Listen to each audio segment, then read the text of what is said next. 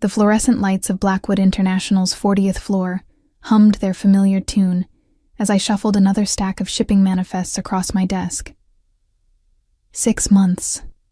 6 months of living a carefully constructed lie, of baggy blazers and strategic positioning behind furniture, of declining lunch invitations and avoiding the executive suite like my life depended on it. Because it did. My hand instinctively moved to my stomach, hidden beneath the oversized cardigan I'd taken to wearing religiously. The baby kicked, a gentle reminder of the secret I carried. Literally. A secret that began 9 months ago at the company gala, in a moment of weakness, champagne, and the most dangerously attractive man I'd ever met. Adrian Blackwood, CEO, import mogul, and completely off limits. I hadn't known then what I knew now, that the man who'd kissed me breathless in a darkened hallway, who'd taken me to his penthouse with hands both gentle and demanding, who'd whispered my name like a prayer, that man was more than just my boss. He was the invisible hand that controlled half the city's underground operations, a fact I'd stumbled upon 3 months ago when filing the wrong document in the wrong cabinet. The Blackwood family didn't just import luxury goods, they imported everything, including things that never saw the light of customs inspections. Ava, and my coworker Jennifer's voice made me jump. You okay? You've been staring at that same page for 10 minutes. I forced a smile, pulling my cardigan tighter. Just tired, didn't sleep well. It wasn't entirely a lie. Sleep had become a luxury I couldn't afford. Not when every night brought dreams of that gala, of Adrian's storm-gray eyes watching me across the ballroom, of the way he'd smiled when I'd nervously accepted his invitation to dance. One dance had turned into two into conversation on the balcony, conversation into something I'd promised myself I wouldn't think about anymore. My desk phone rang, the internal line blinking red. Executive suite. My heart hammered against my ribs as I answered. Ms. Chen, Mr. Blackwood requires your presence in his office. Immediately. Margaret's crisp British accent allowed no room for argument. This was it. This was the moment I'd been dreading for months. Adrian had noticed. Someone had told him. My carefully constructed world was about to crumble. I'll be right up, I managed, my voice surprisingly steady. Jennifer gave me a sympathetic look. Good luck. I heard he's been in a mood all week since the Rossi deal went sideways. The Rossi family, another name I'd learned from those misfiled documents. Adrian's primary competition. Enemies in a war that played out in boardrooms and back alleys alike. I gathered my tablet, using it as a shield across my midsection as I made my way to the elevator. Each floor that passed felt like a countdown to disaster. Would he fire me on the spot? Would he demand to know why I'd hidden this from him? Would he even remember that night? Or had I been just another conquest for a man who could have anyone? The executive floor was quieter, all dark wood and expensive art. Margaret looked up from her desk, her expression unreadable. Go straight in. He's expecting you. My hand trembled as I reached for the door handle. This was it. The moment everything changed. Adrian's office was exactly as I remembered from the few times I'd been summoned here. Floor-to-ceiling windows overlooking the city, minimalist furniture that probably cost more than my annual salary, and Adrian himself behind a massive desk, his attention focused on the laptop before him. He looked different than he had at the gala. Harder. The man who'd laughed at my jokes and traced patterns on my bare skin with gentle fingers was gone, replaced by someone who radiated danger like other men radiated cologne. Sit, he said without looking up. I perched on the edge of the leather chair across from him, keeping my tablet positioned carefully, my cardigan buttoned to my throat despite the warmth of his office. The Singapore shipment, he began, finally raising his eyes to meet mine. Those same gray eyes that had seen every inch of me, that had watched me fall apart in his arms. There's a discrepancy in the documentation. Customs is asking questions. This was about work. Just work. Relief flooded through me so intensely I felt dizzy. I can pull the original manifests, I offered quickly. Cross-reference with the warehouse receipts. If there's a discrepancy, I'll find it. That's what you're good at, isn't it? Something in his tone made me look up sharply, finding things, noticing details others miss. My pulse quickened. Was this about the shipment, or something else entirely? I try to be thorough, Mr. Blackwood. Adrian. The correction was sharp. You called me Adrian once, I remember. The air in the office shifted, charged with memories neither of us acknowledged. I clutched my tablet tighter, as if it could protect me from the intensity of his gaze. That was inappropriate, I said carefully. It won't happen again. No, I don't suppose it will. He stood, moving around his desk with the predatory grace I remembered too well. You've been avoiding me, Ava. Cancelled meetings, declined invitations to present at executive briefings. Margaret tells me you've requested to work from home twice a week. Why? Because being near you makes it impossible to breathe. Because every time I see you, I remember how it felt to be wanted by you. Because our child kicks every time I hear your voice and I'm terrified you'll somehow know. I've been dealing with some health issues, I said instead. Nothing serious, just easier to work from home sometimes. Health issues. He moved closer, and I resisted the urge to stand, to run. That's why you've been wearing clothes that look like you borrowed them from someone twice your size? That's why you turn sideways to walk through doorways now? That's why you haven't looked me in the eye for 3 months? He noticed. Of course he noticed. Adrian Blackwood hadn't built an empire, legal and otherwise, by missing details. I don't know what you mean, I lied, hating how weak it sounded. Stand up. My heart stopped. Excuse me? Stand up, Ava. That's not a request. The command in his voice left no room for argument. Slowly, knowing I was about to lose everything, I stood. The tablet fell from my nerveless fingers, clattering to the expensive hardwood floor. Turn around. This was it. The moment I'd dreaded and somehow impossibly hoped for in equal measure. I turned and heard his sharp intake of breath. Even with the oversized cardigan, the truth was undeniable from this angle. 6 months pregnant was impossible to hide completely, no matter how creative I got with clothing. The silence stretched between us, heavy and suffocating. I waited for the accusations, the anger, the dismissal. Instead, he said quietly, "When?" I closed my eyes. "The gala. 9 months ago." More silence. Then, "And you didn't think to tell me?" "I didn't think you'd want to know." The words came out sharper than intended. "You're Adrian Blackwood. You have your choice of anyone in this city. I'm just what?" His hand on my shoulder spun me back to face him, and the intensity in his eyes stole my breath. Just the woman who's been living in my head for 9 months? Just the one person I haven't been able to stop thinking about? Just the mother of my child? The possessiveness in that last word sent shivers down my spine. "Your child?" I repeated, finding my voice. "You think you can just claim, 'It's mine'?" Not a question.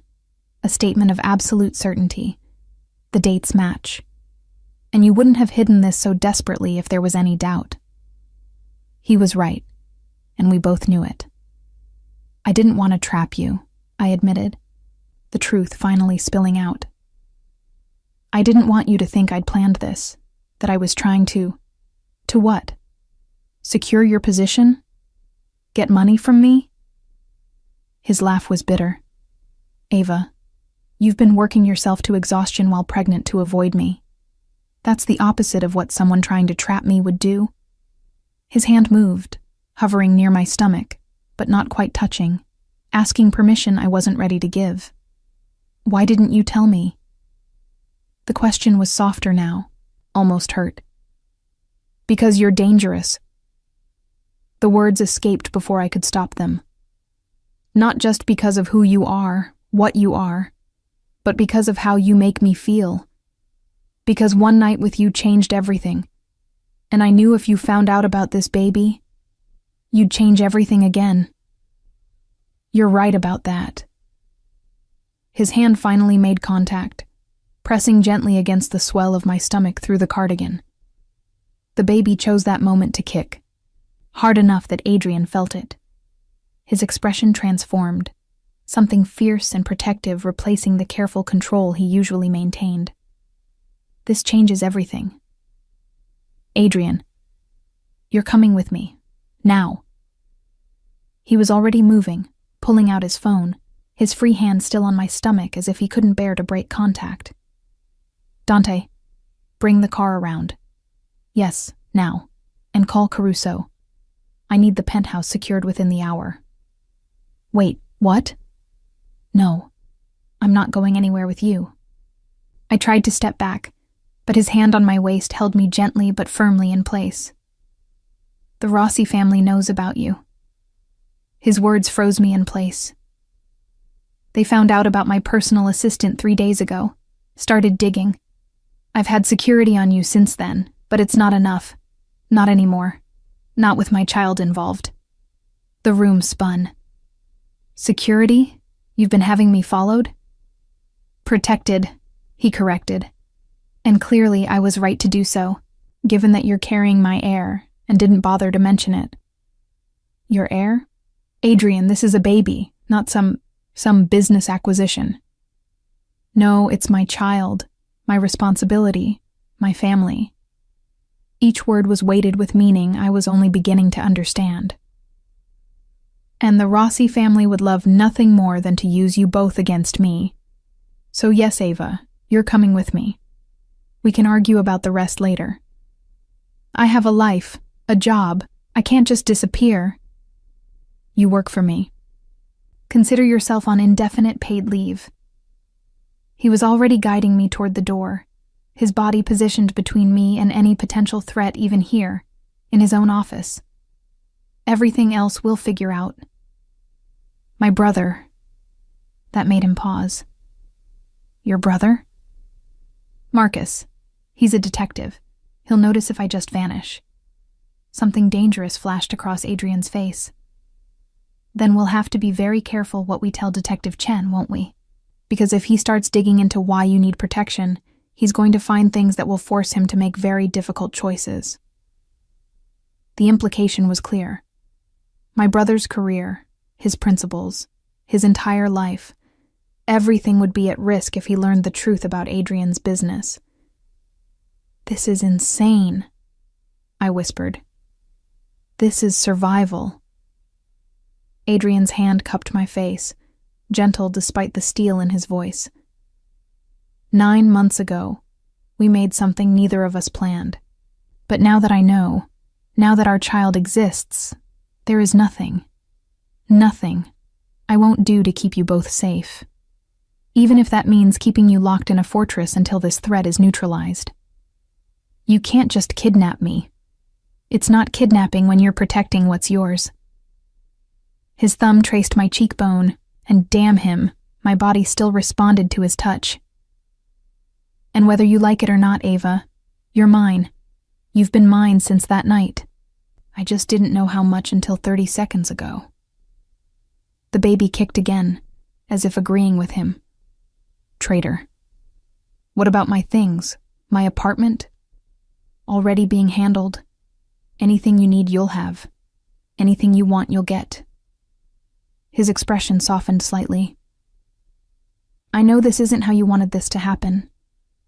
But the Rossi family doesn't negotiate, doesn't compromise, and doesn't leave loose ends.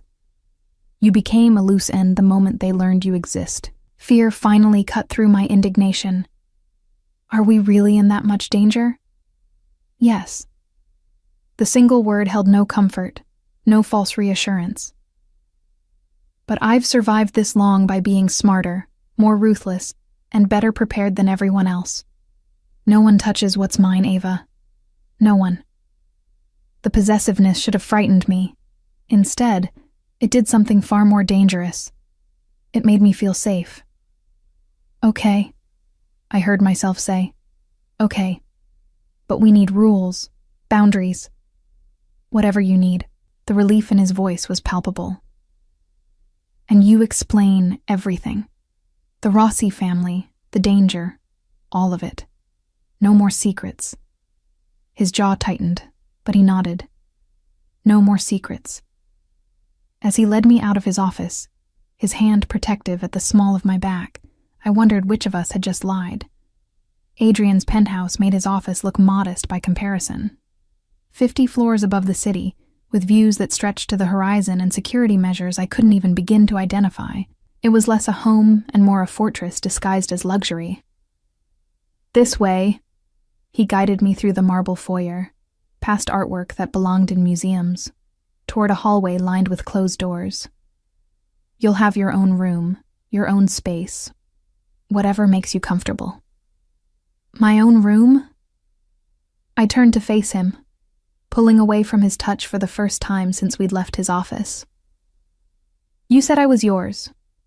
You practically dragged me here talking about protection and heirs. Now you want me in a separate room?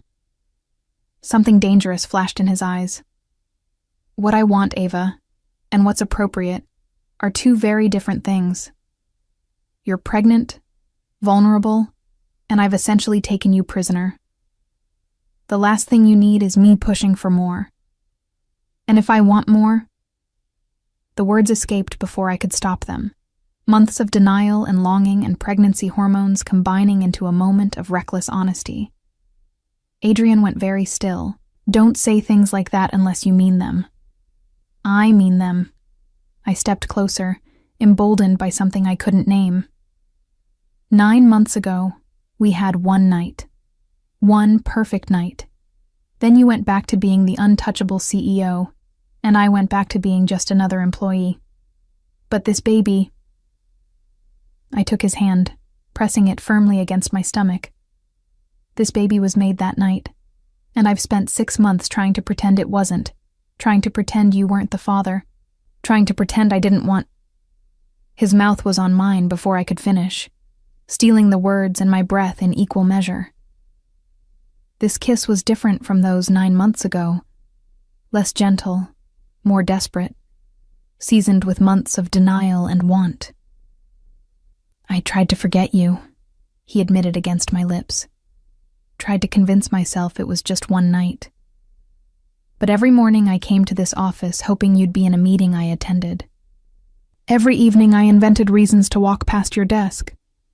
I noticed everything, Ava. Every change in your routine, every new piece of oversized clothing, every time you touched your stomach when you thought no one was watching. Why didn't you say something? Because I thought you were avoiding me because you regretted it, because I'd crossed a line I had no business crossing with someone who worked for me. His forehead rested against mine. I never imagined you were hiding my child. The baby kicked again, more insistently this time, and Adrian's expression transformed. Does it hurt? No, it just feels like someone's doing gymnastics in there. I guided his hand to where the movement was strongest. Feel that? His breath caught as our child made their presence known, pushing against their father's palm through my skin. That's our baby. That's our baby, I confirmed softly. Boy or girl, I don't know. I haven't found out. I hesitated. I wasn't sure if I was doing this alone, so I thought maybe it would be easier not to know, not to build up expectations. Pain flashed across his face. You thought you'd be doing this alone, because of me, because I never gave you any reason to think I'd want this. Adrian, we had one night, one incredible, perfect night, but that doesn't make us a couple. It doesn't mean you owe me anything. It means I owe you everything. His hand cupped my face with surprising gentleness. You're carrying my child, Ava. My heir. My family. There's nothing I wouldn't give you. Nothing I wouldn't do to keep you safe. Even give up your empire? The question escaped before I could think better of it. He stilled. What do you mean? I've seen the files, Adrian. The ones that shouldn't be in the employee archive. I know what you really do, what Blackwood International really is. I met his eyes steadily. I know about the Rossi family because I know you're in the same business. So yes, would you give it up? For this baby? For a legitimate life? The silence that followed felt endless. That's not how this works, he finally said, his voice carefully controlled. You don't just walk away from this life. The moment you're in forever. Then what kind of life are you offering our child? A father who might not come home one day? A childhood spent behind security and bulletproof glass? A legacy built on blood and fear? A legacy built on power and protection? His voice hardened. Do you think the legitimate business world is any cleaner? At least in my world, the rules are clear. You know who your enemies are. Like the Rossi family? Exactly like the Rossi family. He pulled away, moving to the massive windows overlooking the city. They've been trying to edge into my territory for years. Import routes, distribution networks, political connections. They want it all, and they're willing to burn everything to get it. Why do they care about me? Because they found out you spent time with me. Because in their world, that makes you either a weakness to exploit or a source of information to extract. He turned back to face me, and the cold fury in his eyes made me shiver. They don't know about the baby yet. But when they find out, you become the ultimate leverage. The one thing that could make me negotiate. Would you? Negotiate for me? I'd burn the city down first. Said with such absolute conviction that I believed him. But it won't come to that. I've already contacted my lawyers, my security team, my family. By tomorrow morning, you'll be in a legal gray area that makes you essentially untouchable. Legal gray area? A slight smile crossed his lips. Marriage, Ava. A legal binding marriage that gives you access to everything I have, every protection I can provide, and makes any move against you an act of war against the entire Blackwood family. My breath caught. You're insane. I'm practical. He crossed back to me, taking my hands in his. We don't have to make it real. It can be paperwork, protection, nothing more. But on paper, you'll be Ava Blackwood, and that name carries weight in every circle that matters. And what about what I want? The question came out smaller than I intended. What if I don't want to be Mrs. Blackwood in name only? What if I don't want a marriage that's just a business transaction? His grip on my hands tightened. What are you saying? I'm saying that 9 months ago, I didn't fall into bed with Adrian Blackwood, the crime boss. I fell into bed with the man who made me laugh, who listened when I talked about my dreams, who looked at me like I was the only person in the room. I met his eyes. That's the man I want. Not the fortress. Not the power. Not the protection. Just him. Ava. And if that man doesn't exist anymore, if he was just an illusion for one night, then tell me now. Because I won't raise our child in a house full of half-truths and business arrangements. I'd rather face the Rossi family alone than teach our baby that love is just another transaction. The silence stretched between us, heavy with truths neither of us wanted to speak. That man is still here, Adrian finally said, his voice rough. But he comes with complications you can't begin to imagine. He comes with enemies and blood on his hands and choices that would horrify you. He comes with a past that can't be erased and a future that might end violently. Then let me decide if that's a future I want to share. I placed his hand back on my stomach. Let me decide if I can love the man, despite the monster everyone tells me he is. And if you decide you can't, then we figure out a way to co-parent that keeps everyone safe. But at least we'll have tried to be honest with each other. I took a deep breath. So tell me the truth, Adrian. All of it. Who are the Rossi family? What do they want? And what are you willing to sacrifice to keep us safe? He was quiet for a long moment, then nodded toward the leather sofa facing those impossible windows. Sit. This is going to take a while. I settled into the butter-soft leather, grateful to be off my feet. Adrian poured himself whiskey from a crystal decanter but didn't drink, just held the glass like a talisman. The Rossi family controls the southern ports, he began. Drugs primarily, but they've been diversifying. Weapons, people, anything that turns a profit. We've had a territorial agreement for years. They stay south, I stay north. We don't interfere with each other's operations. But 2 months ago, their patriarch died. Giovanni Rossi was old school, a man of his word. His son Marco is neither. Adrian's jaw tightened. Marco wants expansion. He wants my import licenses, my shipping routes, my political connections. He wants to be the only game in town. So this is about business. Everything is about business until it becomes personal.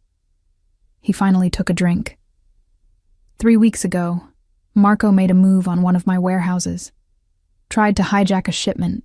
Sent a message that he doesn't consider our old agreements valid anymore. What did you do? What I had to. The words were cold, final. I reminded him that there are lines you don't cross. But that made him angry, and angry men make mistakes. Like investigating everyone connected to me, looking for weaknesses. And he found me. He found the woman I couldn't stop watching. The one person my security team had specific orders to monitor and protect, even though I told myself it was just because you had access to sensitive company information. Adrian's smile was self-deprecating. Marco's smart enough to know that kind of attention means something. So he'll come after me to get to you. He'll try. The certainty in Adrian's voice sent chills down my spine. But he doesn't know about the baby yet. We have maybe a week before his intelligence network catches up, which means we have a week to make you untouchable. Through marriage, legal protections, and establishing you firmly within the Blackwood family structure. He set down his glass and moved to sit beside me. I know it sounds clinical, but once you're legally my wife, you're under the protection of not just me, but my brothers, my cousins, everyone who carries the Blackwood name. Marco would need an army to get to you then. You have brothers? 2. Dante and Lucian. They'll want to meet you. His hand found mine. They'll want to know the woman crazy enough to carry a Blackwood heir. Tell me about them. And so he did.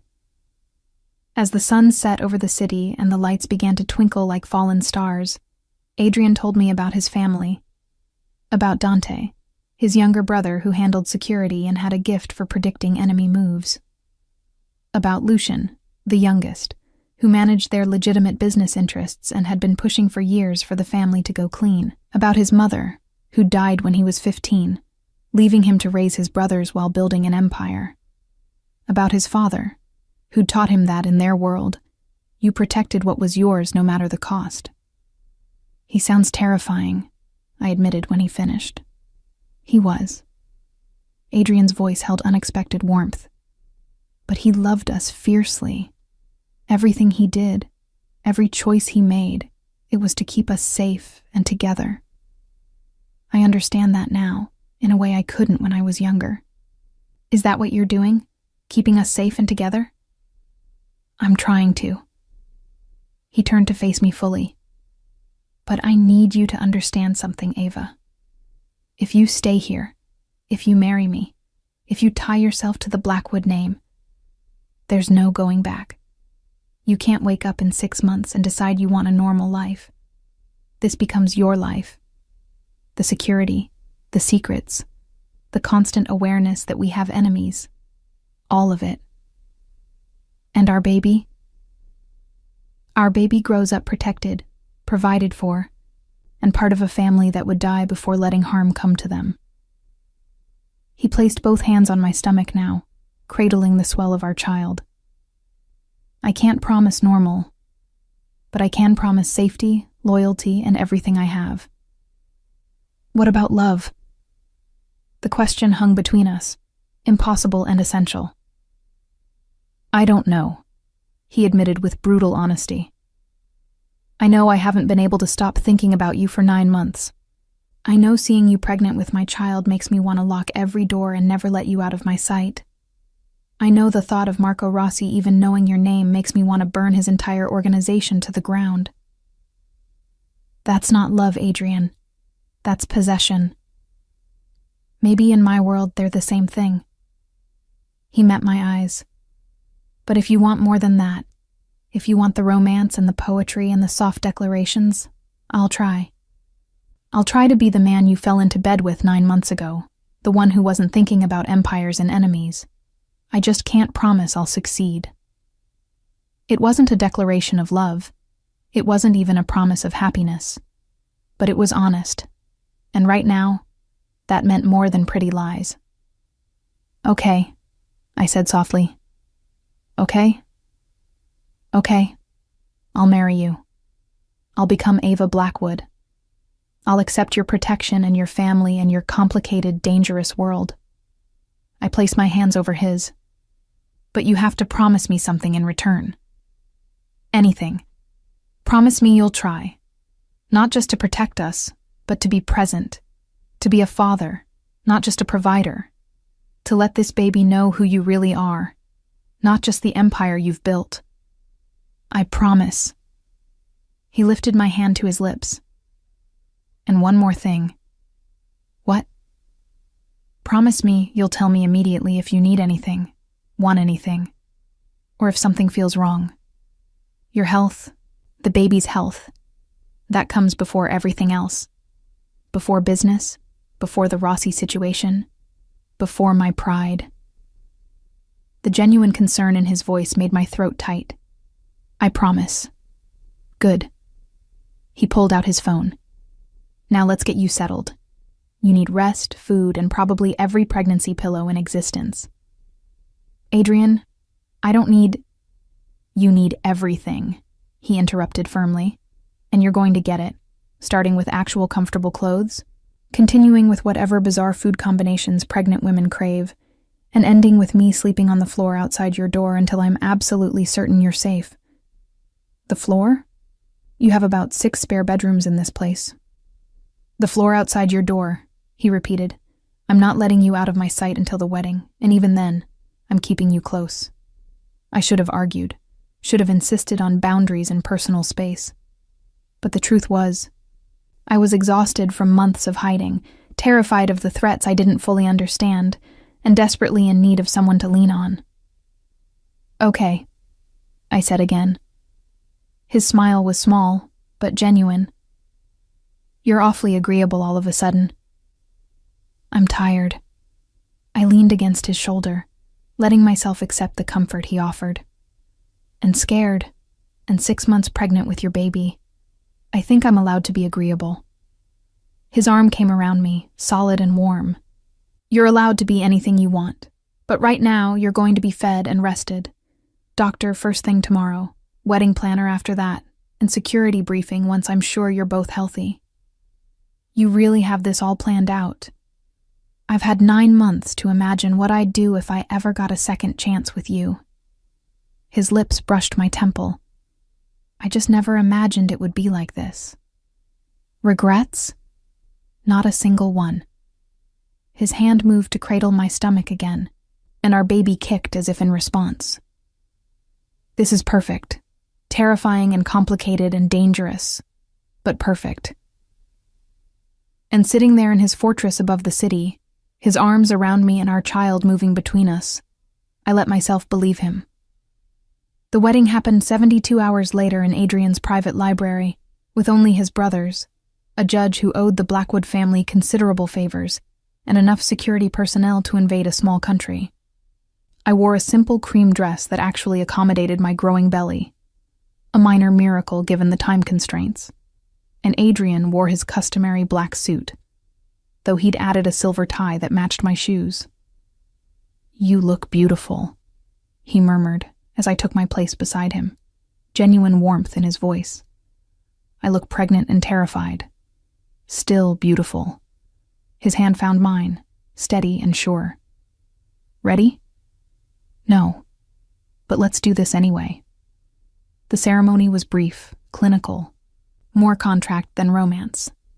We exchanged traditional vows because the judge insisted, slipped matching platinum bands on each other's fingers, and sealed the deal with a kiss that was appropriate for the audience, but hinted at the heat simmering beneath.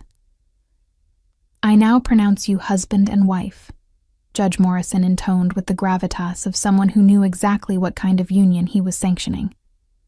"May your marriage be prosperous." "Prosperous," Dante muttered from his position by the door, hand never far from the weapon I now knew he always carried. "That's one way to put it." "Shut up, Dante," Adrian said without heat, then surprised me by sweeping me into a more thorough kiss than strictly necessary. "Hello, Mrs. Blackwood." "Hello, Mr. Blackwood." The name felt foreign on my tongue, like wearing someone else's skin. "Congratulations, brother." Lucian stepped forward, younger than Adrian, but with the same sharp gray eyes. "And welcome to the family, Ava. I'd say you're getting the better end of this deal, but given current circumstances, I'm not sure that's true." "Lucian handles our legitimate operations," Adrian explained, his arm protective around my waist. "Shipping contracts, import licenses, everything legal and above board. He's also the reason we're not in jail." "Give me too much credit," Lucian said with a slight smile, "though I am working on a rather interesting proposal that might interest both of you." "Later," Adrian cut him off. "Right now my wife needs food and rest." "My wife?" The word sent an unexpected thrill through me. The reception, if it could be called that, consisted of an elaborate meal served in Adrian's dining room. Mine now, I supposed, with his brothers providing surprisingly entertaining company. Dante regaled me with stories of Adrian's misspent youth, carefully edited to exclude anything too incriminating, while Lucian discussed plans for legitimizing more of the family business. "It's not impossible," Lucian insisted, refilling my water glass with attentive care. "We have the infrastructure, the connections, the capital. We could transition everything to legal operations within 2 years if Adrian would commit to it." "We've had this conversation," Adrian said, his hand resting possessively on my thigh beneath the table. "It's not that simple." "It is if you want it to be."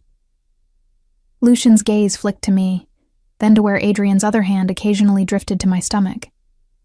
"And now you have more reason than ever to want it." The tension that followed could have been cut with a knife. "He has a point," I ventured quietly. "Not that I'm trying to dictate your choices, but our baby is going to ask questions eventually. About what you do, why we have so much security, why certain people can never know certain things."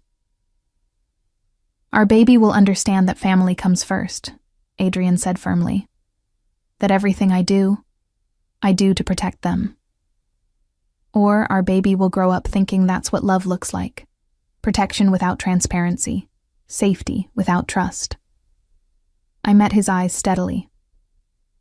"I'm not judging you, Adrian, but I am saying that Lucian might be right. If there's a path to something more legitimate, something that doesn't require our child to live in a fortress." "We'll discuss it," Adrian said, in a tone that suggested the discussion was over for now. "Later, when we're not all exhausted and overfed." Dante laughed. "She's been your wife for 3 hours and she's already winning arguments. I like her." "I like her too," Adrian said, pulling me closer. "Which is why I'm ending this celebration now so she can rest. Out, both of you." His brothers left with good-natured protests, but not before Dante pressed a card into my hand. "My direct line. If you ever need anything, and my idiot brother is too stubborn to provide it, you call me." She won't need to, Adrian growled. Humor me. Dante winked at me. Welcome to the family, Ava. You're braver than I thought. Once they'd gone, the penthouse felt impossibly large and quiet. Adrian guided me to the master bedroom, our bedroom now, he'd insisted, and proceeded to fuss over me like I might shatter. Stop, I finally said, catching his hands as he attempted to arrange the 5th pregnancy pillow. I'm pregnant, not made of glass. You're carrying my child, and you've been through an incredibly stressful few days. Let me take care of you. I will, if you actually get in the bed with me instead of treating me like a patient. He stilled. You want me to. We're married now, Adrian. Legally, binding, the whole deal. I think we can share a bed. I patted the space beside me. Unless you'd rather take the floor like you've been doing. I was trying to give you space, let you adjust. I've been adjusting for 6 months. I'm done adjusting. I'm tired, I'm pregnant, and I want my husband to hold me. Is that allowed? His answer was to finally climb into bed beside me, pulling me against his chest with careful tenderness. Is this okay? Am I pressing on anything? It's perfect. I nestled closer, letting myself relax for the first time in days. Adrian? Thank you for all of this, for protecting us, for the wedding, for your brothers, for trying. You don't need to thank me for protecting what's mine. His hand found my stomach, our ritual now. This is everything, Ava. You're everything. Even though we barely know each other, even though this whole thing is insane, especially because of that. He pressed a kiss to my hair. I've been in this world long enough to know that nothing good comes easy. The fact that finding you again was this complicated, this dangerous, this impossible. It means something. It means you're worth fighting for. You're a romantic underneath all that crime boss exterior. Don't tell anyone. It would ruin my reputation. I laughed, the sound surprising us both. Your secret's safe with me. We lay in comfortable silence, his hand moving in slow circles on my stomach until the baby kicked. Still so weird, he murmured. There's a whole person in there. Our person. Our person who's going to need a name eventually. Do you have preferences? I've been too scared to think about it. Choosing a name felt too real, too permanent. Like I was admitting this was actually happening. It's happening. His voice was low, certain. And whatever name you choose, I'll love it. Boy or girl, as long as they're healthy. Boy, I heard myself say. I think it's a boy, just a feeling. Then we'll have a son. The wonder in his voice made my throat tight. A son to raise, to teach, to... His phone buzzed, killing the moment. Adrian's expression hardened as he read the message. What is it? Marco Rossi requested a meeting. Tomorrow night, neutral territory. He wants to discuss our mutual interests. Ice flooded my veins. He knows. He suspects. Adrian pulled me closer. But suspecting and knowing are different things. And now that you're legally my wife, any move he makes against you is an act of war. Should you go to this meeting? I have to. But you'll stay here with Dante and enough security to hold off a small army. He tilted my face up to meet his eyes. I need you to promise me something. What? If anything goes wrong tomorrow night, if something happens to me, you listen to Dante. Everything I have, everything I've built. It's yours and our son's. The lawyers have already drawn up the papers. You'll be protected, provided for, even if... I pressed my fingers to his lips. Don't talk like that. I have to. This is my world, Ava. You need to understand that every time I walk out that door, there's a chance I don't walk back in. Then maybe Lucian is right. Maybe it's time to find a different world. I took his hand, pressing it firmly against where our son moved restlessly. Because this little person is going to need his father, and I've just discovered I need my husband. So you don't get to talk about contingency plans and what happens if something goes wrong. You're going to that meeting, you're going to handle Marco Rossi, and you're coming home to us. Understand? A slow smile crossed his face. Yes, ma'am. Good. I settled back against his chest. Now tell me more about this neutral territory. How neutral are we talking? And so he did, explaining the complicated web of alliances and territories that governed his world, until my questions grew slower and sleep pulled me under. The last thing I remembered was his voice, low and sure. I promise, Ava, I'll come home to you. I woke to sunlight streaming through the floor-to-ceiling windows, and Adrian already dressed, all sharp edges and controlled danger in black on black. You're leaving? I struggled to sit up, pregnancy making the movement awkward. Not for several hours. He moved to help me, his touch gentle. But I wanted to brief you before Dante arrives. He'll stay with you until I return. I don't need a babysitter. You need protection. There's a difference. He sat on the edge of the bed, taking my hands. I've arranged for Dr. Santos to come here this afternoon. Full checkup, everything to make sure you and the baby are healthy.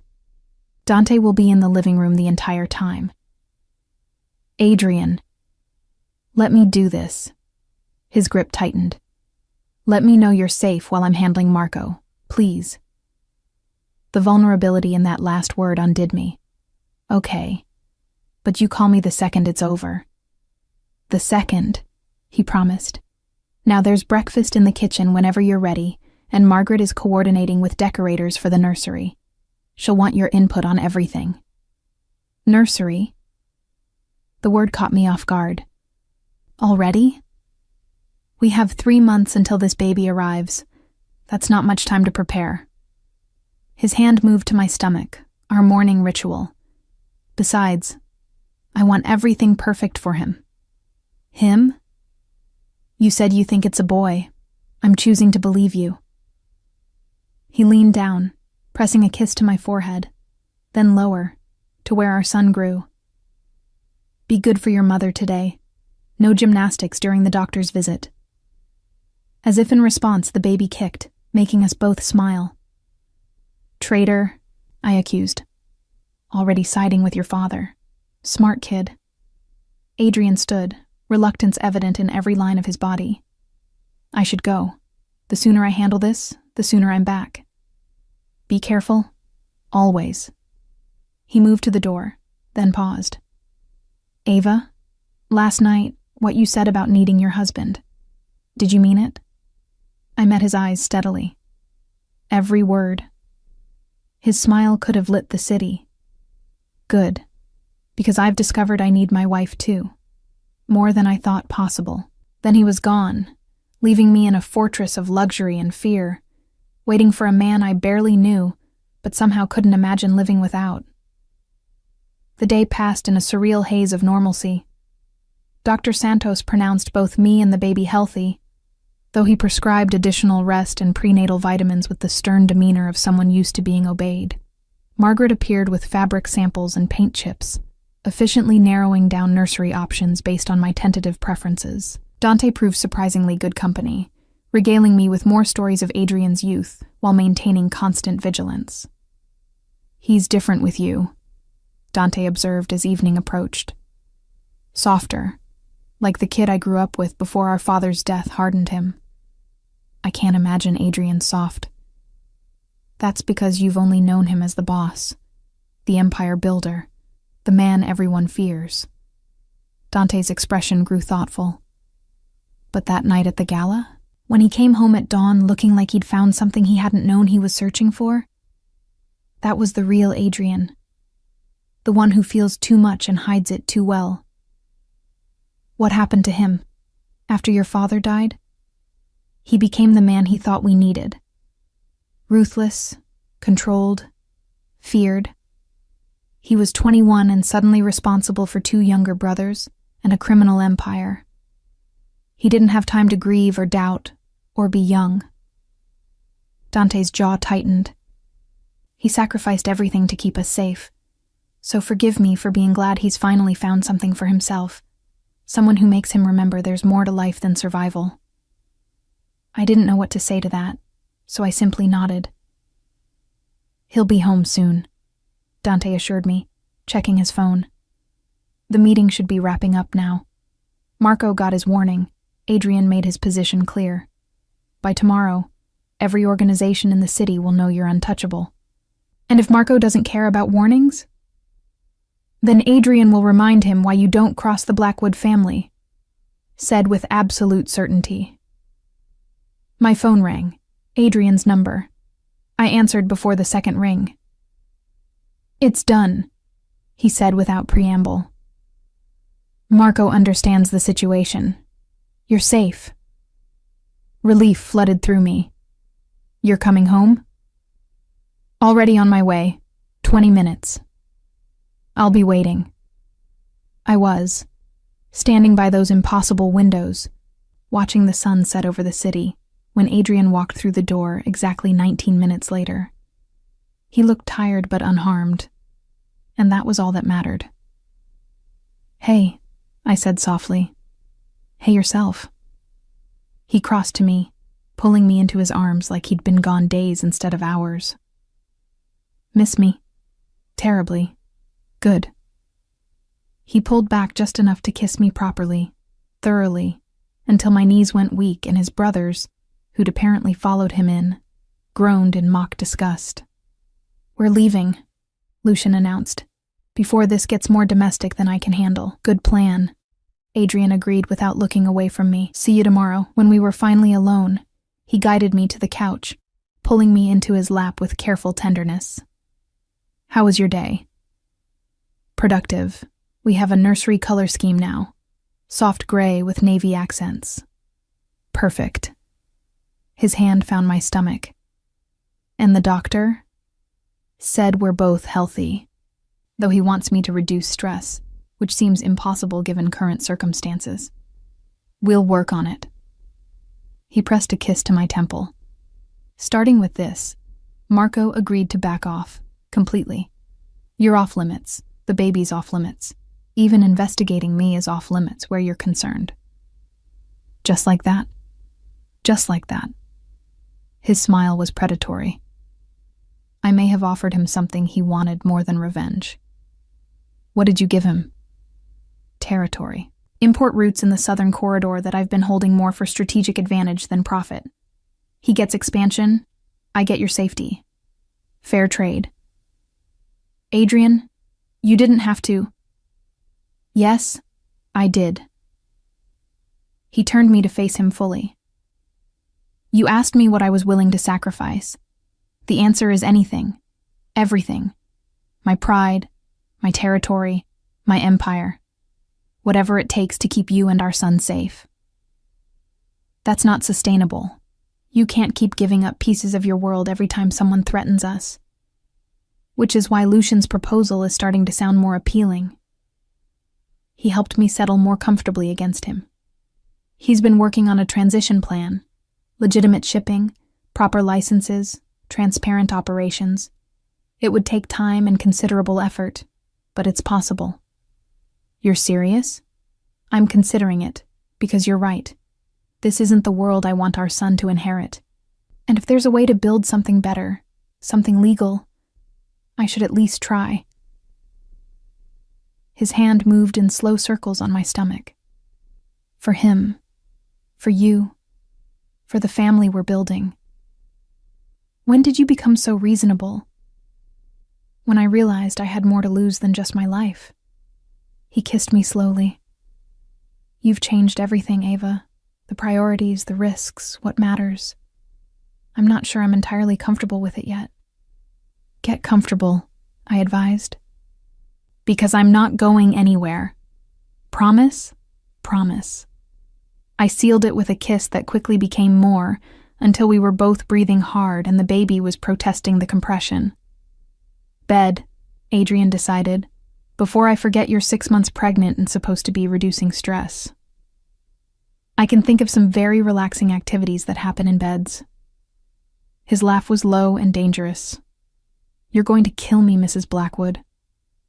Eventually, I agreed. But not tonight. Tonight you're going to hold me and tell me more about this transition plan. Because if we're doing this, building a legitimate life, raising a son, actually trying to make this marriage work, I want to know everything. Everything? Everything, I confirmed. No more secrets, no more half-truths. We figure this out together, or not at all. He was quiet for a long moment, then nodded. Together then. Starting now. And as he carried me to bed and began explaining Lucian's careful plans for legitimizing the Blackwood Empire, I let myself believe that maybe, just maybe, we could build something lasting from the chaos. Our son kicked his approval, and Adrian's expression transformed into something I was beginning to recognize as hope. The first real crisis came 2 weeks later, in the form of my brother standing in the penthouse lobby demanding to see me. He's been here for an hour, Dante informed me, tension evident in every line of his body. Won't leave, won't accept that you're fine, insists on seeing you personally. I'd known this was coming. Known it since the moment Adrian had swept me away to his fortress, and I'd started ignoring Marcus's increasingly frantic calls and texts. My brother was a detective, methodical and determined. He wouldn't simply accept radio silence. I have to talk to him, I said, already moving toward the elevator. If I don't, he'll just dig deeper. And that's the last thing any of us needs. Adrian's in a meeting with the lawyers. Dante blocked my path. He'll want to be here for this conversation. Which is exactly why I need to handle it alone. Marcus will take one look at Adrian and know something's wrong. He's trained to read people, to spot deception. I met Dante's eyes steadily. I can do this. I just need you to trust me. It's not about trust. It's about protocol. Adrian specifically said, Adrian isn't the only one who gets to make decisions about my life. The words came out sharper than intended. Marcus is my brother. He deserves an explanation, and I'm the only one who can give him one that doesn't end with him investigating the entire Blackwood organization. Dante studied me for a long moment, then sighed. Fine. But I'm standing right there. And if anything feels off, if he pushes too hard or asks the wrong questions, I'm ending the conversation. Agreed. The lobby felt sterile compared to the warmth of the penthouse, all marble and cold lighting. Marcus looked exhausted, his detective's shield clipped to his belt, worry etched into every line of his face. Ava. He stood the moment he saw me, his gaze immediately going to my very obvious pregnancy. Jesus Christ, how long have you been? Why didn't you tell me? It's complicated, I began, then stopped as he closed the distance between us. Complicated? You disappear for 2 weeks, ignore my calls, and now I find you pregnant and living in a penthouse with security that makes the damn Pentagon look casual. What the hell is going on? I got married. Simple words, enormous implications. Marcus stared at me like I'd grown a second head. Married? You got married? To who? When? Why am I finding out like this? His name is Adrian Blackwood. He's the CEO of Blackwood International. I know who he is. Marcus's cop face slammed into place, all professional assessment. What I don't know is how my sister ended up married to one of the most powerful men in the city without telling me. It happened fast. We'd been dating quietly, and when I got pregnant, we decided to make it official before the baby came. The lie tasted bitter on my tongue. I'm sorry I didn't tell you sooner. I just needed time to adjust to everything. Dating quietly. Marcus's eyes narrowed. For how long? Does it matter? I'm married now, I'm happy, and I'm safe. Isn't that what you wanted? What I wanted was the truth. He moved closer, and I saw Dante tense from his position by the elevator. Ava, I've been a detective for 8 years. I know when someone's lying to me. Whatever story you've been told to tell me, whatever they've convinced you is necessary. I need you to know that I can help. If you're in trouble, if someone's forcing you, no one's forcing me to do anything. I took his hand, pressing it to my stomach where his nephew moved restlessly. I'm married to Adrian because I choose to be, because I'm carrying his child, and I want us to be a family. That's the truth, Marcus. I promise. Some of the tension left his shoulders as the baby kicked against his palm. You're really pregnant, really married, really happy. Yes, to all of it. Not entirely a lie. The happiness was complicated, but it was real. Then why the fortress? Why security that includes former Special Forces operatives? He gestured to Dante. Why all the secrecy? Because Adrian's successful, which means he has enemies, business rivals who might try to use me to get to him.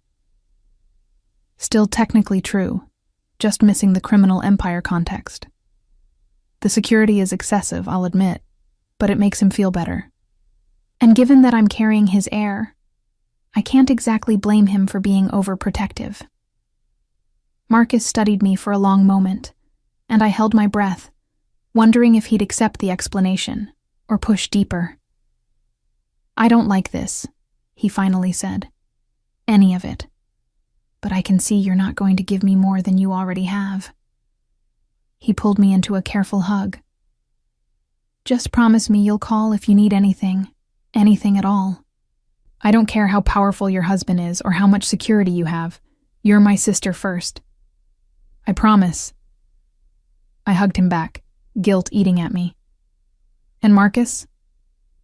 Thank you for caring enough to track me down. It means everything. That's what family does. He pulled back, his expression serious. But I meant what I said. Anything feels wrong, you call me. Day or night, I'll be there. After he left, I sagged against Dante, exhaustion crashing over me. That was horrible. You did well. Sold the story convincingly. Dante guided me back to the elevator. But he's going to keep digging. Cops can't help themselves. I know. Which is why we need to make sure there's nothing for him to find that connects Adrian to anything illegal. I looked up at him. Lucian's transition plan. How fast can we make it happen? You'd have to ask Lucian. But these things take time, Ava. You can't just shut down a criminal empire overnight. Then we start now, today. The decision crystallized with absolute clarity. Because I just lied to my brother's face, and I'm going to keep lying to him until Adrian's business is legitimate. I won't put Marcus in a position where he has to choose between his job and his family. Adrian's not going to like being pushed into this. Adrian will understand, I hoped. He promised me no more secrets. That has to start somewhere. When Adrian returned from his meeting an hour later, I was waiting in his office, steeling myself for an argument. Your brother visited, he said, without preamble, reading the tension in my posture. Dante filled me in. I lied to him, told him we'd been dating, that the baby was planned, that everything was fine. Good. It wasn't good. The words burst out. It was necessary, but it wasn't good. And it's going to keep being necessary until you make the changes we've been talking about. Adrian's jaw tightened. Ava, I know it's not simple. I know there are complications and risks, and 100 reasons why going legitimate is difficult. But Marcus is a cop, Adrian. A good cop who will eventually find something that makes him look deeper into your business. And when he does, I'll have to choose between my husband and my brother. It won't come to that. You don't know that. I moved closer, taking his hands. But we can prevent it. If we start now, if we actually commit to Lucian's plan, We can build something that doesn't require constant lies and security threats and territory negotiations. You make it sound simple. I know it's not. But it's necessary. For us. For our son. For the life we're trying to build. I placed his hand on my stomach. This baby is going to ask questions someday. About what you do. Why we live the way we do. I need to be able to give him honest answers. Adrian was quiet for a long moment, his hand moving in slow circles on my stomach. You're asking me to dismantle everything my father built, everything I've spent my adult life protecting. I'm asking you to evolve it into something better, something our son can be proud of instead of something he has to hide. I met his eyes. You told Marco you'd sacrifice anything for our safety. I'm asking you to sacrifice the criminal empire for our family's future. And if I can't, if the transition fails, or takes too long, or brings down threats worse than the Rossi family, then we'll face them together, but at least we'll have tried to do the right thing. I stood on my toes to kiss him softly. Please, Adrian, for us. His sigh was heavy with the weight of the decision. I'll talk to Lucian. Get a concrete timeline. Understand what we're really facing. But I'm not making promises I can't keep. That's all I'm asking. He pulled me close, careful of my stomach. You're going to be the death of my reputation as a ruthless crime boss. Good. I prefer you as a ruthless, legitimate businessman. His laugh rumbled through his chest. Come on. You need to eat, rest, and stop trying to reform criminals for at least a few hours. Just this one criminal, the one I'm married to. Lucky bastard, he muttered, but I heard the affection underneath. Dinner that night was a family affair, Dante and Lucian joining us, the conversation flowing easily despite the underlying tension. When Adrian brought up the transition plan, Lucian's expression lit up. You're serious? You actually want to do this? My wife is very persuasive, Adrian said dryly, and she makes valid points about our son's future. It's not just about the baby. Lucian leaned forward, animated in a way I'd never seen. It's about building something sustainable. The import business alone is worth billions if we handle it properly.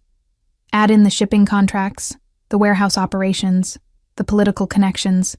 We could be more powerful, legitimate than we ever were underground. How long? Adrian cut to the chase. Realistically, how long to transition everything? 18 months to 2 years. Faster if we're willing to take losses on certain operations, but I don't recommend it. Better to do this properly, methodically, so no one suspects we're just cleaning dirty money. We'd be vulnerable during the transition. Other families might see it as weakness, try to move on our territory. Which is why we maintain the appearance of business as usual while gradually shifting operations. Lucian pulled out his tablet, diagrams and spreadsheets filling the screen. I've been working on this for months. We start with the most legitimate operations, expand them aggressively. Use the profits to gradually phase out the illegal activities. To the outside world, we're just successful businessmen diversifying our portfolio. And to the families who know what we really do, we make it clear that going legitimate is a choice, not a necessity. That we're still dangerous, still connected, still not to be crossed. We just choose to operate within the law. Lucian's smile was sharp. Most of them will respect that. The ones who don't, we handle the old-fashioned way until the transition is complete. What about the Rossi family? I asked. Marco just agreed to back off, if he thinks Adrian's going soft. Marco's too smart to confuse legitimate business with weakness, Dante interjected. Especially if Adrian maintains the security, the connections, the reputation. You don't stop being dangerous just because you're paying taxes. The conversation continued late into the night, details and contingencies debated with increasing enthusiasm. Watching Adrian slowly commit to the idea, seeing the weight lift from his shoulders as a legitimate future became possible, I felt something shift between us. This wasn't just about safety anymore. It was about choosing to build something together, to actually try for the family and future we'd been pretending to create. "I have a condition," Adrian said as the evening wound down. "We keep this quiet. No announcements, no dramatic changes. The transition happens gradually, carefully, so subtly that by the time anyone realizes what's happened, it's already done." "Agreed," Lucian said immediately. "The less attention we draw, the better. And we maintain full security protocols until it's complete. Maybe even after." Adrian's arm came around my waist. "I'm willing to go legitimate, but I'm not willing to take unnecessary risks with my family. No one's asking you to." I leaned into him. "We're just asking you to try for something better." "Then I'll try." He pressed a kiss to my temple. "For you, for our son, for the life you're making me believe is possible." Later, lying in bed with his hand on my stomach and our son moving between us, Adrian spoke into the darkness. "I met your brother today. Before he came to the lobby, my security alerted me he was asking questions about Blackwood International at the precinct." My heart stopped. "What?" "Nothing serious. Just checking incorporation records, business licenses, standard background research. The kind of thing a protective brother would do. Adrian, he's good at his job. Thorough. If we're doing this transition, if we're really going legitimate, I need to know he won't be a problem, that he'll accept me eventually. He will. Once everything's legal and I can tell him the truth about how we really met, he'll understand." "Will he?" Adrian's voice was thoughtful. "Understand how I took advantage of an employee? How I've been running a criminal empire while dating his sister? How I essentially kidnapped you to keep you safe? You didn't take advantage.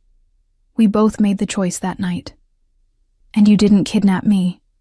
You offered protection I needed." I rolled to face him as best I could with my stomach in the way. "Yes, the circumstances are complicated, but the result is us, this baby, a chance at something real. He'll see that eventually. I hope you're right." His hand cupped my face.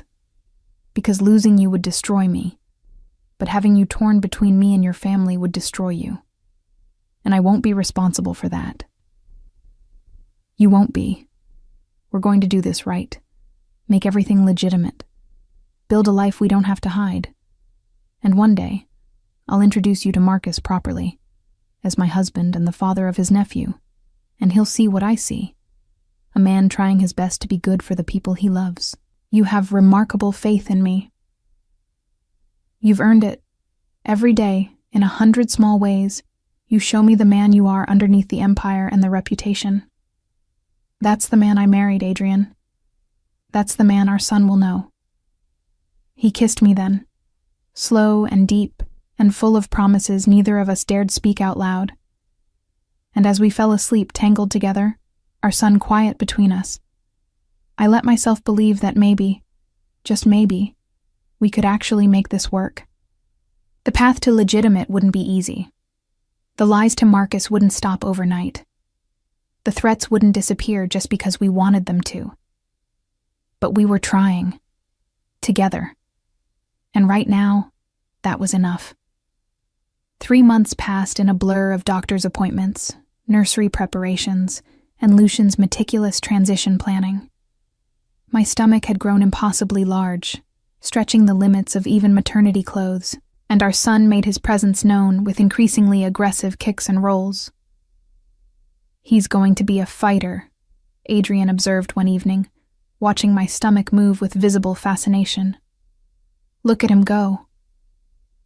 "He's going to be a soccer player," I corrected, wincing as tiny feet found my ribs. "Or possibly a martial artist. The violence is impressive." "Takes after his father." Adrian's hand pressed gently where the movement was strongest, and our son immediately kicked toward the warmth. "Hey, little fighter," Give your mother a break. Miraculously, the movement calmed. You have magic hands, I accused. Or he already knows who's in charge. Adrian's smile was smug. Daddy's boy. He hasn't even been born yet. You can't claim him already. Watch me. He leaned down, speaking directly to my stomach. You hear that, son? When you get here, you're going to be so outnumbered by women who want to spoil you.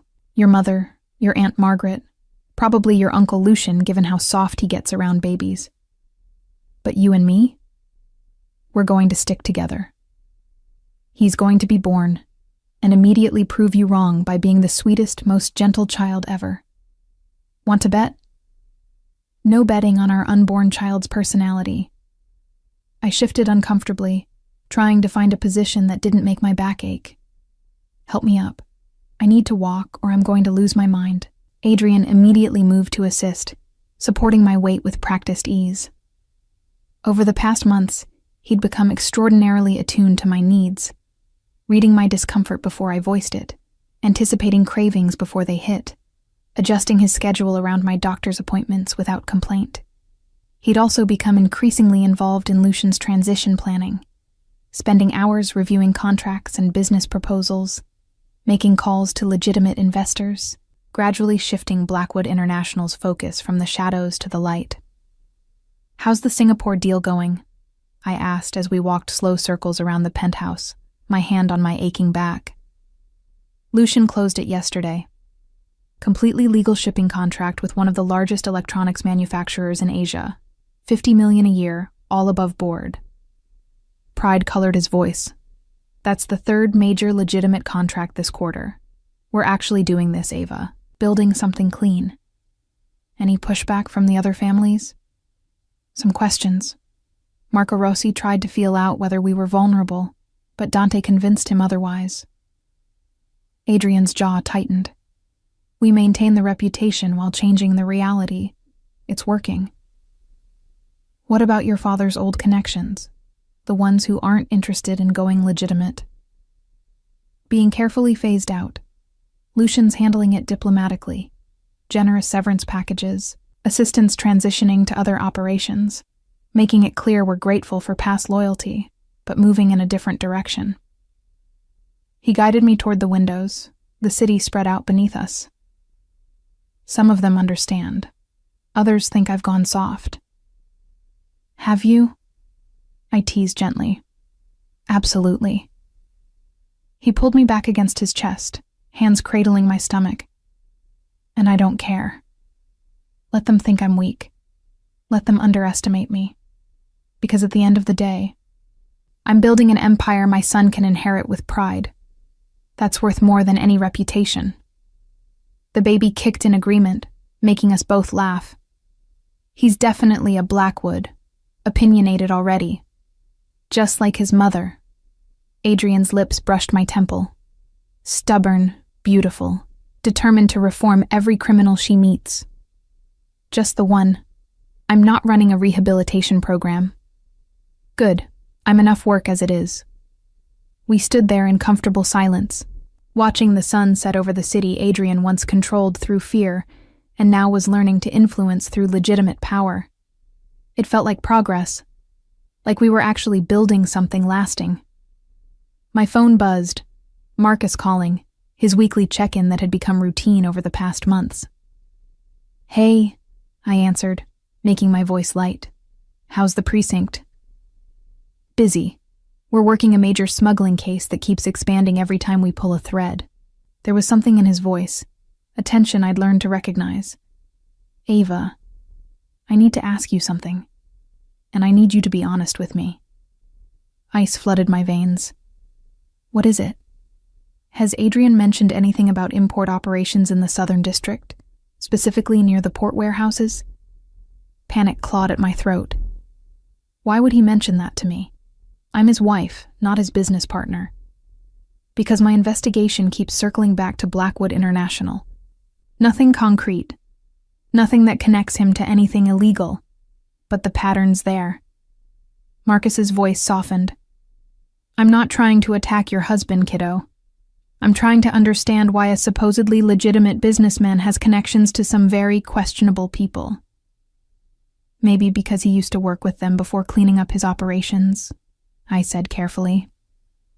Adrian's been very focused on legitimate business lately. He even brought on new legal counsel to review all existing contracts. Not a lie, just carefully incomplete truth. When did he start this cleanup? Around the time we got married. He wanted everything above board before the baby came. I pressed my free hand to my stomach, grounding myself. Marcus, please, don't make this into something it's not. My husband is trying to be better, and I don't want him punished for his past while he's building a different future. The silence stretched long enough that I wondered if we'd lost connection. Okay, Marcus finally said. Okay, but Ava, if you ever find out he's still involved in anything illegal, anything that could put you or my nephew at risk, you call me immediately. I don't care about arrests or cases. I care about you. I will. I promise. Another lie. Or maybe a truth I hoped I'd never have to test. After we hung up, I stood frozen, phone still pressed to my ear, terror and guilt warring inside me. How much did he say? Adrian's voice was calm, but I heard the steel underneath. He's investigating import operations. Nothing concrete yet, but he's getting close to connections that might expose you.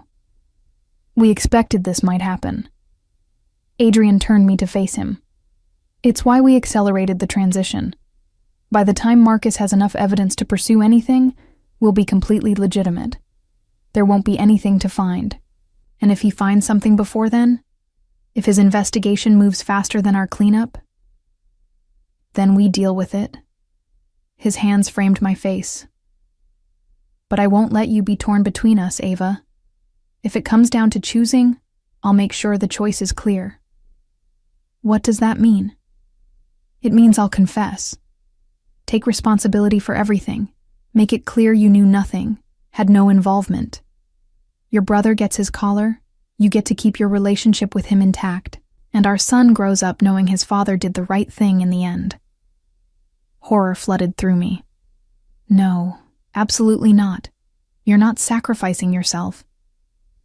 To protect you, to protect our son, to make sure he has a mother who isn't tainted by my past. Adrian's voice was absolute. Yes, Ava, I would, in a heartbeat. Adrian, this is what I meant when I said I'd give up anything for you.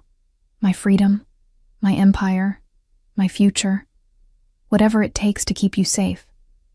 His hand moved to my stomach. Both of you. Tears burned my eyes, pregnancy hormones and genuine emotion mixing dangerously. That's not what I want. I want us together, building this life, raising our son. I want the transition to work and Marcus's investigation to find nothing because there's nothing left to find. I want the future we've been planning. Then we make it happen faster. Determination hardened his features. Lucian wanted 2 years. I'm giving him 6 months. We accelerate everything. Take bigger risks if necessary. But we get clean before your brother gets close enough to matter. That's not possible. We make it possible. He was already pulling out his phone, typing rapid-fire messages. Lucian, Dante and I meet tonight. We prioritize what can be legitimized immediately and what needs to be shut down completely. Anything we can't transition gets ended, regardless of profit loss. The other families won't like that. They'll see it as weakness. Try to move on your territory. Let them try. His smile was cold. The crime boss I'd first feared surfacing momentarily. They'll learn that going legitimate doesn't mean going soft.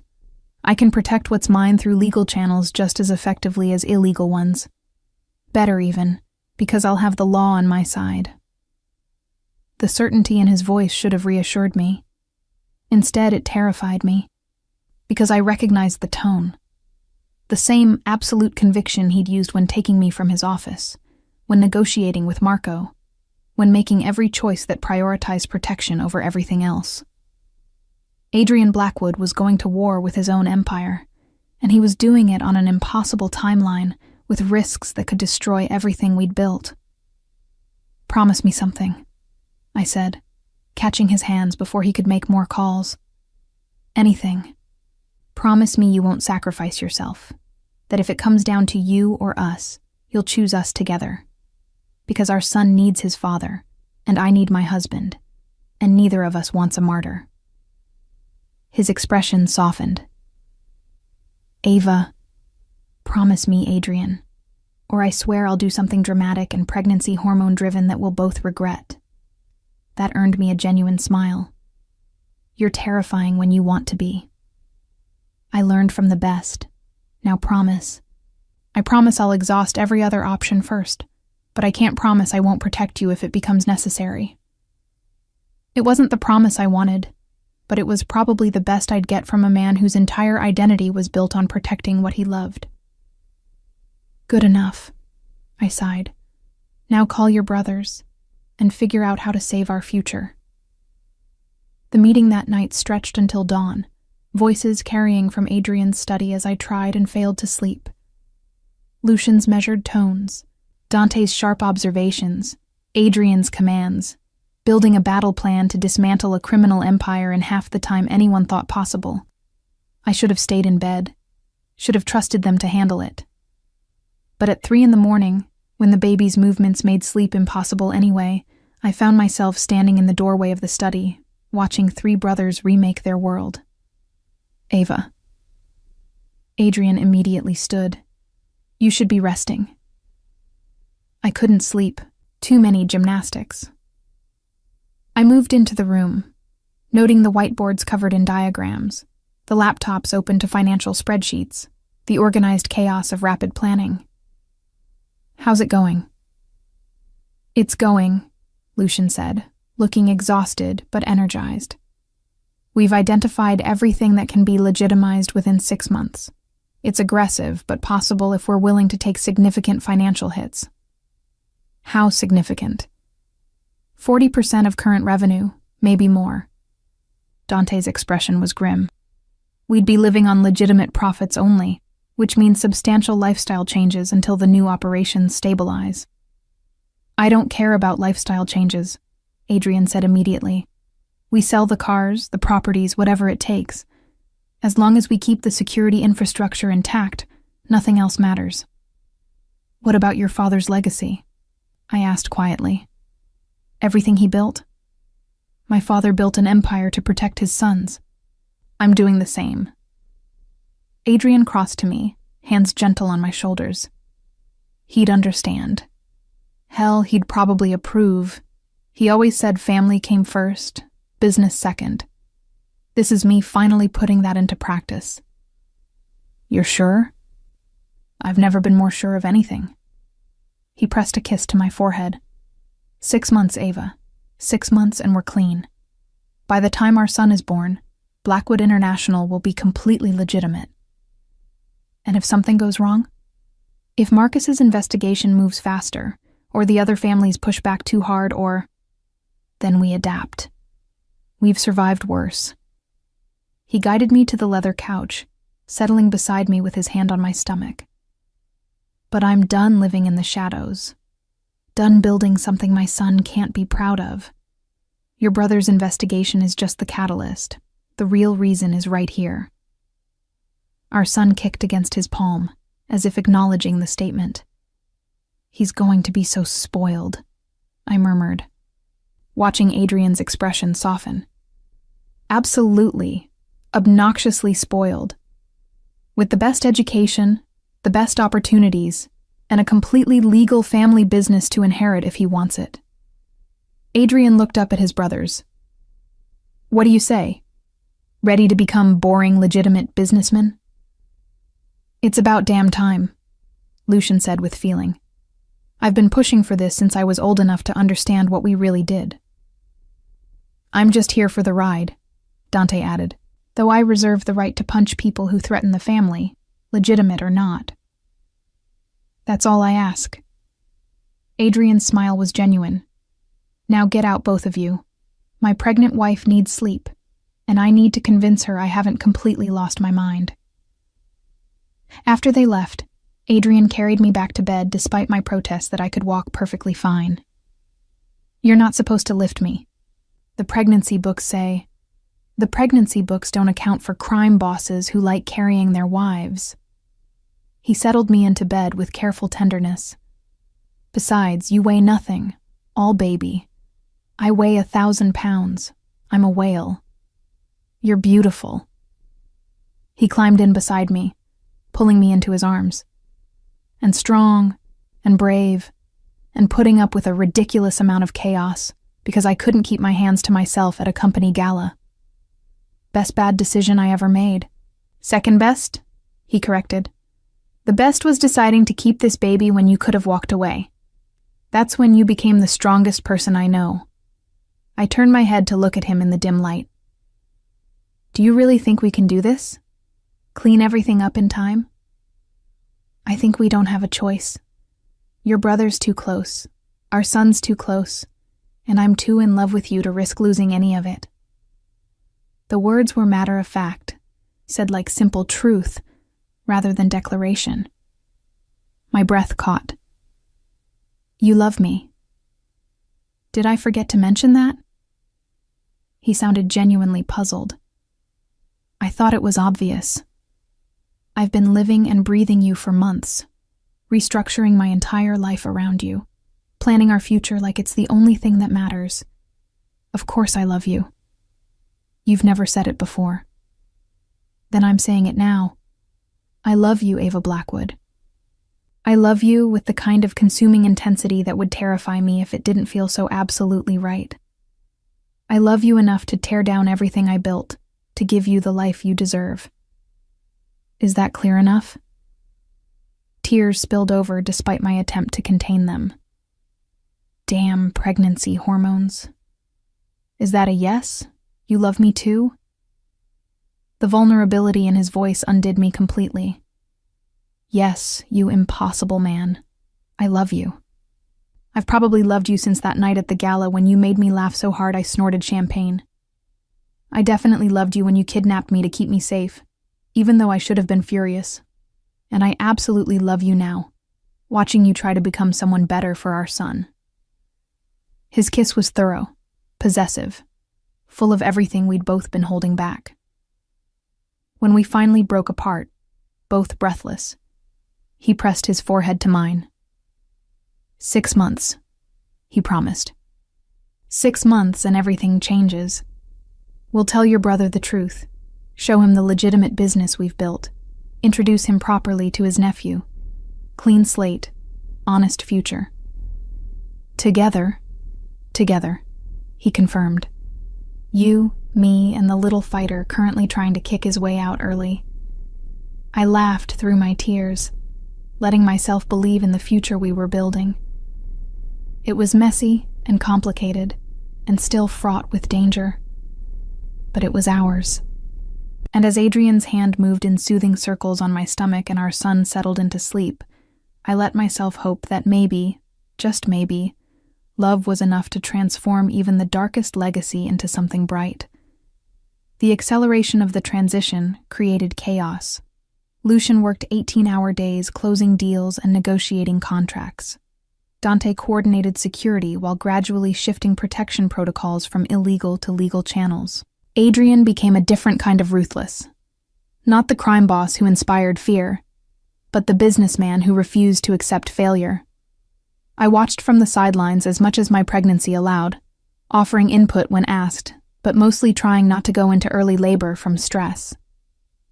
At 8 months pregnant, I was officially uncomfortable all the time, massive in a way that made simple tasks feel impossible, and increasingly anxious about both the baby's arrival and Marcus's investigation. "He's getting close," I told Adrian one evening, showing him my brother's latest text. "He wants to have dinner with both of us next week. Says it's time he got to know my husband properly." Adrian read the message, expression unreadable. "What do you want to do?" "I want to tell him the truth.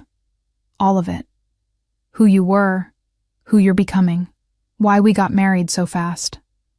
I took his hand, pressing it to where our son kicked restlessly. I'm tired of lying to him. And if we're as close to legitimate as Lucian says, maybe it's time. Or maybe it's a terrible idea that puts you in the middle of an impossible situation. But Adrian didn't sound entirely convinced.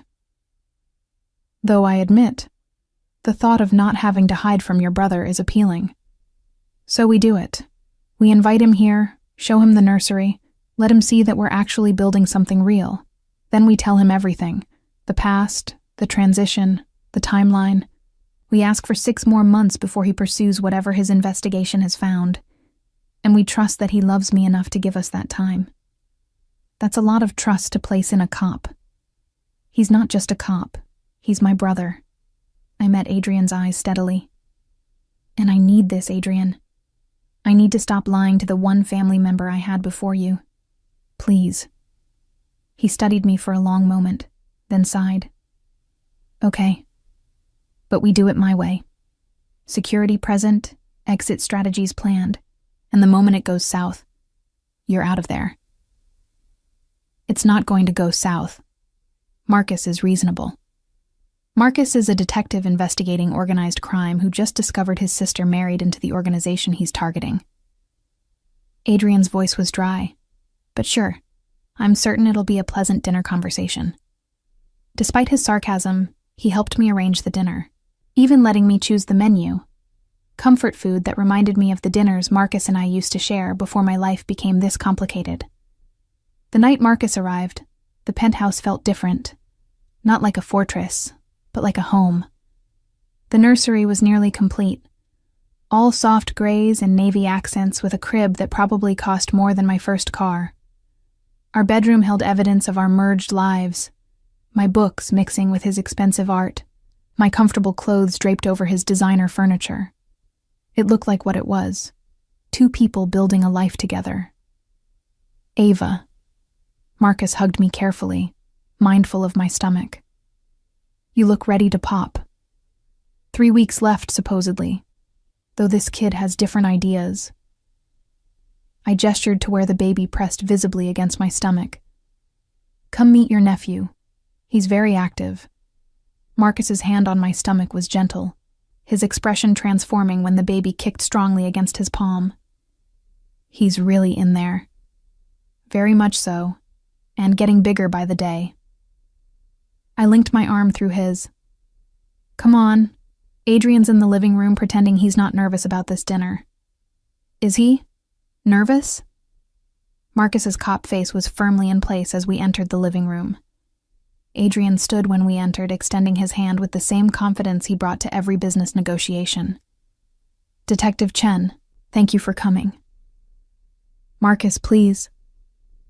My brother shook his hand, studying Adrian with the intensity I knew too well. Since we're family now. The tension in the room was thick enough to cut. I shot both of them warning looks before heading to the kitchen. I'm getting appetizers. You two try to be civilized. When I returned 5 minutes later, they were sitting in awkward silence, neither quite sure how to begin. Okay, this is ridiculous. I set down the cheese plate with more force than necessary. Marcus, you have questions. Adrian, you have answers. Someone start talking before I go into stress-induced labor. Your wife is very direct, Marcus observed. It's one of her best qualities. Adrian's hand found mine, along with her complete inability to let me get away with anything. Good. She always was stubborn. Marcus leaned forward. So here's what I know. Blackwood International has connections to several criminal organizations, import routes that don't quite add up, financial patterns that suggest money laundering, political connections that go deeper than legitimate business would require. But here's what I can't figure out. In the past 6 months, everything's been changing. Contracts terminated, partnerships dissolved, operations restructured. It looks like someone's cleaning house. Someone is, Adrian said calmly. Me. The admission hung in the air. You're admitting to criminal activity? Marcus's voice was carefully neutral, I'm admitting that my father built an empire that operated in gray areas, that I inherited that empire and maintained it because it was all I knew, and that 6 months ago, I met someone who made me want to build something better. Adrian's hand tightened on mine. Your sister didn't know about any of it when we started seeing each other. She found out later, and by then, she was already pregnant. I gave her a choice. Walk away or stay and help me become someone worthy of being our son's father. She chose to stay. That's not exactly how it happened, I interjected. You sort of kidnapped me initially. Protected, Adrian corrected. I protected you from a very real threat. By taking me to your fortress and refusing to let me leave. I turned to Marcus. Though, to be fair, I could have fought harder to go. But he was right about the danger, and I was tired of hiding, and I wanted our baby to have a father. So yes, I chose to stay, and to help him transition everything to legitimate operations. Marcus looked between us, expression unreadable. This is insane. Completely, I agreed, but it's also true. And we're asking you for 6 months. 6 months to finish the transition before you pursue whatever your investigation has found. By then, there won't be anything illegal left to prosecute. Now you're asking me to obstruct justice, to ignore criminal activity. I'm asking you to give your brother-in-law time to make things right, to let your nephew be born into a legitimate family. I moved to sit beside Marcus. I know what I'm asking. I know it goes against everything you believe in, but I'm asking anyway, because I love you both, and I need you both in my life. The silence that followed felt endless. Show me, Marcus finally said. Show me the transition. The timeline, the contracts, everything. Let me see that you're actually doing what you claim. Marcus. No, Ava. If you want me to wait, I need proof. Documentation that you're really going legitimate, not just moving operations around to look cleaner. His jaw set stubbornly. That's the deal. Full transparency. Or I pursue what I have now. Adrian and I exchanged glances. Okay, Adrian said. But not tonight. Tonight is about family, not business. Tomorrow, you come to my office, and Lucian walks you through everything. Every contract, every terminated partnership, every dollar we've lost making this transition. You get complete access. And in exchange? In exchange, you give us the 6 months. You keep investigating, you keep watching, but you don't move on what you have until we've completed the transition. Then, if you find anything still illegal, you do your job. Adrian's voice was steady. I'm not asking you to ignore crimes. I'm asking you to let me finish correcting them before you pursue charges for things I'm actively changing. Marcus considered for a long moment. Fine. But if I find out you're lying, if this is some elaborate scheme to buy time for something else, I will take you down, family or not. I'd expect nothing less, Adrian said with something that might have been respect. The tension finally broke, and we moved to dinner. The conversation stayed carefully neutral, Marcus telling stories about our childhood, Adrian sharing carefully edited tales of building Blackwood International, me providing pregnancy updates and speculation about the baby's personality. He's going to be trouble, Marcus predicted. With your stubbornness and Adrian's intensity, that kid doesn't stand a chance. He's going to be perfect, I corrected. Stubborn and intense and absolutely perfect. As the evening wound down and Marcus prepared to leave, he pulled me aside. You're sure about this? About him? I've never been more sure of anything. I pressed his hand to my stomach for a final kick. He's a good man trying to be better, Marcus. That's all any of us can do. You really love him? Not a question. So much it terrifies me sometimes. Marcus hugged me carefully. Then I'll give you your 6 months. But Ava? If anything goes wrong, If you need me for any reason, you call. Day or night, case or no case. I'm your brother first." "I know. Thank you." After he left, I found Adrian on the balcony, overlooking the city he'd once controlled and was now learning to navigate legitimately. "That went better than expected," I said, wrapping my arms around him from behind, or trying to, given my stomach got in the way. "Your brother is terrifying, in a good way, but still terrifying." He turned, pulling me close. 6 months. That's all we have to make this work. Then we'll make it work. I pressed up on my toes to kiss him. We've survived everything else. We can survive this. Together? Always together. The baby kicked agreement between us, and Adrian's laugh rumbled through his chest. He's definitely got opinions. Takes after his father. Opinionated, stubborn, determined to remake the world on his own terms. And his mother. Brave, fierce, unwilling to accept anything less than the future she wants. Adrian's hands cradled my stomach. He's going to be incredible. 3 weeks later, at 2 a.m, my water broke. The chaos that followed would have been funny if I hadn't been in labor, Adrian going from calm and controlled to barely coherent, Dante arriving with a security team suitable for transporting heads of state, Lucian calling ahead to the hospital to ensure the entire floor was secured and private. "This is excessive," I panted through a contraction. "This is necessary," Adrian insisted, holding my hand like a lifeline. "Our son needs to be born safely." "He's going to be born in a hospital, not a war zone." Same thing in my world. The labor lasted 14 hours. 14 hours of Adrian never leaving my side, talking me through contractions, letting me squeeze his hand until I probably broke bones, telling me I was strong and fierce and doing amazing even when I was cursing his name. And then finally, our son arrived. 7 pounds, 8 ounces of pure perfection, with my dark hair and Adrian's gray eyes, and a cry that announced his displeasure at being evicted from his comfortable home. "He's perfect," Adrian breathed, cradling our son with unexpected confidence. "Absolutely perfect." "What's his name?" the nurse asked. We'd debated names for months, never quite settling on one. But looking at our son, the answer suddenly seemed obvious. "Marcus," I said softly, meeting Adrian's eyes. "Marcus Andrew Blackwood." Adrian's throat worked.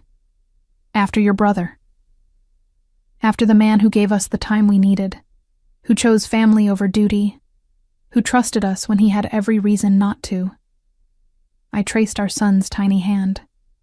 "I want our baby to know that kind of courage, that kind of loyalty." "Marcus Andrew Blackwood," Adrian repeated, testing the name. "I like it. It's strong, honorable." He looked up at me, like his mother. The nurse took the baby for measurements, and Adrian pulled me close, pressing a kiss to my forehead. "Thank you. For him, for this, for believing I could be someone worthy of you both." "You already were worthy. You just needed to see it yourself." Marcus chose that moment to arrive, having broken several traffic laws to get there after Adrian's frantic call. "Is Ava okay? The baby?" He burst into the room, then froze at the sight of the tiny bundle now being returned to my arms. "Meet your nephew," I said softly. "Marcus Andrew Blackwood." My brother's eyes went suspiciously bright. "You named him after me?" "Seemed appropriate, since you're the reason we had time to build the family we wanted." I gestured him closer. "Want to hold him?" Watching my brother cradle my son, with Adrian's arm around my shoulders, and our new family complete, I felt something settle in my chest. This was right. All of it. The chaos, the complications, the impossible journey from that first night at the gala to this moment. "He's perfect," Marcus murmured. "Absolutely perfect." "He is," Adrian agreed. And he's going to grow up knowing his uncle is the reason his parents had time to build something real. Something lasting. No pressure, kid, Marcus told the baby. Just be yourself. That's more than enough. 5 months later, Lucian's transition plan completed ahead of schedule. Blackwood International was completely legitimate. Every contract reviewed, every operation legal, every dollar accounted for and taxed appropriately. Marcus's investigation found exactly nothing prosecutable, and he closed the case with something that might have been relief.